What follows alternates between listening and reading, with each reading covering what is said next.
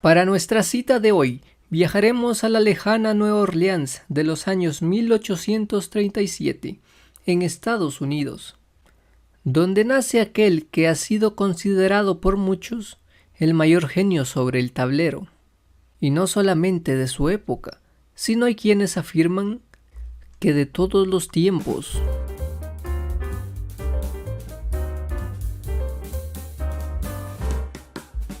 Paul Charles Morphy, criado en el seno de una familia acomodada, con padre de origen hispano-irlandés y madre francesa.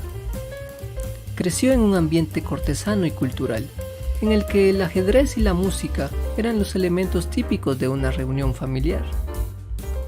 Aprendió a jugar al ajedrez con 9 años de edad, y según se cuenta, el pequeño Paul aprendió las reglas del juego por sí mismo, a base de observar las partidas entre su padre y su tío. Incluso se dice que tras mirar silenciosamente una partida larguísima que habían terminado en empate, Paul lo sorprende declarando que su tío tenía ventaja e indicando la forma en que debería haber ganado. Sin dudas era un niño prodigio que asombraba a su familia por su portentosa memoria. Durante una visita de Johann Lowenthal a Nueva Orleans, cuando Morphy tenía solo 12 años, su padre logró que el maestro húngaro accediera a jugar con Paul, logrando disputar 3 partidas durante toda la estadía de Lowenthal en Nueva Orleans, y consiguiendo Morphy ganar 2 y entablar 1. Durante los siguientes años, Morphy no jugó mucho al ajedrez. En cambio, estudiaba diligentemente. Se graduó en el Spring Hill College en 1854, pero se quedó allí un año más para estudiar matemáticas y filosofía. También sería un erudito, llegando a dominar con fluidez el idioma inglés, el francés, el español y el alemán. Así, tras unos brillantes estudios, se licenció en leyes por la Universidad de Luisiana a los 20 años. Como en Estados Unidos la edad para desempeñarse como abogado era de 21 años, Morphy aún no tenía la edad mínima para ejercer su profesión.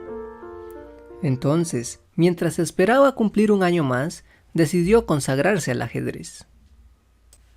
Justamente ese mismo año, en octubre de 1857, se organizó en Nueva York el primer Congreso Americano de Ajedrez, en el cual tomaron parte 16 fuertes ajedrecistas de la época, destacando entre ellos a James Thompson, Theodor Liechtenstein y Louis Paulsen.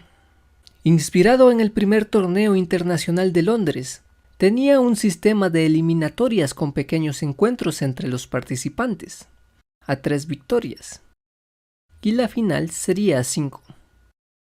Morphy se clasificó a la final con gran soltura, ganando 9 partidas y empatando solo 1. Justamente su último rival fue Paulsen, a quien superó con facilidad por un marcador de 5 victorias, 1 derrota y 2 tablas. De este modo, proclamándose campeón de los Estados Unidos. Una de las aspiraciones de Morphy era jugar contra el rey de Europa, Stoughton, con lo que junto a la Asociación de Ajedrez Estadounidense le cursaron una invitación para visitar Norteamérica. Pero Stoughton la rehusó, alegando que si Morphy era el interesado en retarle, entonces debía de ser el estadounidense quien viajara a Inglaterra. Morphy, al darse cuenta de que si quería demostrar sus habilidades al mundo, tendría que hacer el viaje a Europa. En 1858, Morphy llegó a Inglaterra y trató varias veces de fijar un encuentro contra Stoughton. Pero el campeón inglés de 48 años ya no parecía tan valiente y dio excusa tras excusa por no concretar una fecha, con lo que Morphy no logró su objetivo principal y aceptó que su encuentro contra Stoughton nunca tendría lugar, por lo que se tuvo que conformar con tener un duelo de exhibición en Londres, contra Lowenthal, aquel que ya había vencido cuando era niño. Y ahora el maestro holandés sufriría ante un maduro Morphy en un match con duración de 14 partidas, y con un marcador final de 10-4 a favor del estadounidense. Murphy no únicamente ganó el match de forma brillante, sino que también se dice que luego invirtió el dinero del premio de una forma aún más brillante, comprando muebles para la vivienda de su oponente, dada la escasez de recursos de Lowenthal. Tras su estadía en Londres, Murphy se dirigió a Francia en busca de otros oponentes, llegando al epicentro del ajedrez francés, el mítico Café de la Régence de París. Murphy derrotó a Daniel Harrwitz, quien ya es un nombre frecuente en esta serie. El match fue corto, ya que originalmente se había fijado a 7 victorias.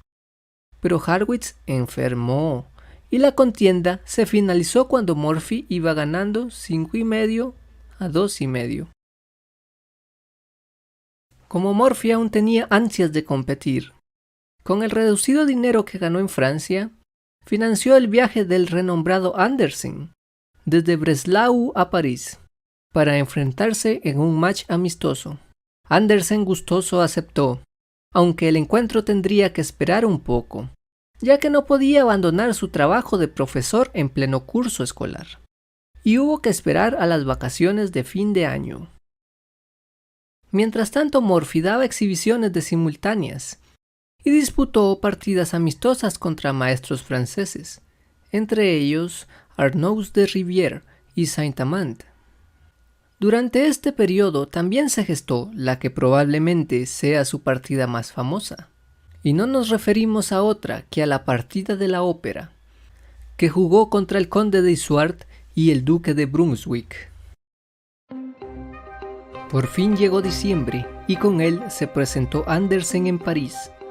Acordaron que el match se jugaría a 7 victorias, dando comienzo al histórico encuentro entre los dos jugadores potencialmente más fuertes de mediados del siglo XIX. Como infortunio, Murphy sufrió lo que se cree fue un ataque de gripe, pero con la poca sabiduría médica de la época, no fue bien tratado y pasó varios días convaleciente. Murphy insistió en no interrumpir el duelo contra Andersen. De nuevo, como en el match contra Harrwitz, Murphy comenzó perdiendo, pero tras unas tablas ganó 5 partidas consecutivas. Andersen se le veía sencillamente incapaz. Con blancas abandonó su tradicional apertura con E4 y en busca de nuevas ideas incluso llegó a experimentar con abrir con A3, lo cual calificaría más tarde de insensatez. Al menos esto sirvió para darle nombre a dicha apertura, y hoy es la apertura Andersen. Avanzados a la 9ª partida, Murphy solo estaba a una victoria de vencer. En la 10ª, el alemán logra recuperar un punto tras 77 jugadas. Andersen bromeó tristemente diciendo: Murphy ganó en 17 jugadas, mientras que yo en 77. Por lo demás, esto va bastante bien. Al ganar la 11ª partida, Murphy resultó vencedor del match, con un marcador final de 7 victorias, 2 derrotas y 2 tablas. Aunque se dice que Andersen estaba fuera de forma, ya que no había jugado muchas partidas serias tras ganar el torneo de Londres. Lejos de poner esto como excusa, reconoció los méritos de su rival y opinó que a Murphy se le podría considerar como el mejor ajedrecista de todos los tiempos. Antes de que Murphy dejase París, se organizó un banquete de despedida en su honor. Ante los aplausos del público y en un simbólico acto, Saint-Amand rodeó con una corona de laurel el busto en mármol de Murphy, tallado especialmente para la ocasión, con la inscripción Rey de Reyes, que se instalaría en el Café de la Régence, en un lugar privilegiado junto a los de Philidor y la Bourdonnais. Al regresar a Estados Unidos, Murphy fue recibido como un héroe nacional. Organizando otra celebración en su honor, se llenó una enorme sala, a la cual asistieron más de 2,000 personas, y cuando Murphy apareció, hicieron sonar el himno nacional. El increíble ajedrecista fue llenado de obsequios durante la ceremonia. Los elogios continuaron incluso cuando recorría las calles de camino a su hogar en Nueva Orleans. Por primera vez en la historia, se recibía a un ajedrecista triunfador con tales honores en el país occidental.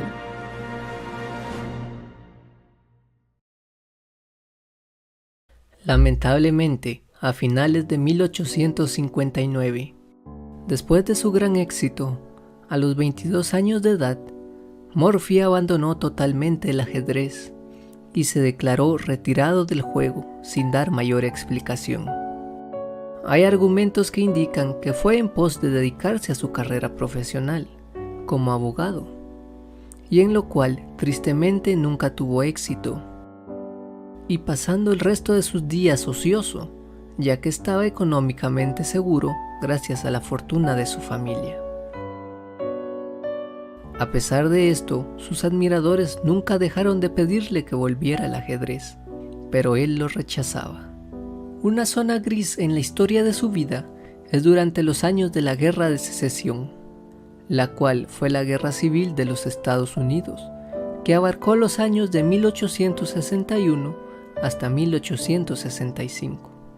Al ser Nueva Orleans uno de los estados principalmente involucrados, debido a su ubicación en el sureste del país, no se sabe a ciencia cierta que fue de Morphy durante esa época, pero se cree que por esas fechas fue cuando Morphy dio los primeros signos de trastorno mental. Se cuenta que más tarde, en los años 70, se le podía haber perdido, una vez al día y siempre a la misma hora, caminando sin rumbo por las calles de Nueva Orleans. La tarde del 10 de julio de 1884, a la edad de 47 años, el legendario ajedrecista americano fue descubierto muerto en la bañera de su casa. Según la autopsia, había sufrido una apoplejía, provocada por entrar al agua después de un largo paseo con el calor del mediodía. Sin lugar a dudas, un ajedrecista sin igual, que marcó un legado para nuestro amado juego, y cabe preguntarnos si este legado hubiera sido aún más grande, de no haber sido por su temprano retiro con solo 22 años. Terminamos con las palabras de un tal Bobby Fischer sobre Paul Morphy. Morphy vencería hoy a cualquier jugador vivo, si se le diese el tiempo de estudiar la teoría moderna. Morphy era quizás el jugador más preciso de cuantos han vivido. Tenía una visión completa del tablero y nunca cometía errores, a pesar de que jugase con mucha rapidez, pues solo en raras ocasiones necesitaba más de 5 minutos para decidirse por una jugada, mientras que sus oponentes por entonces a menudo se tomaban horas.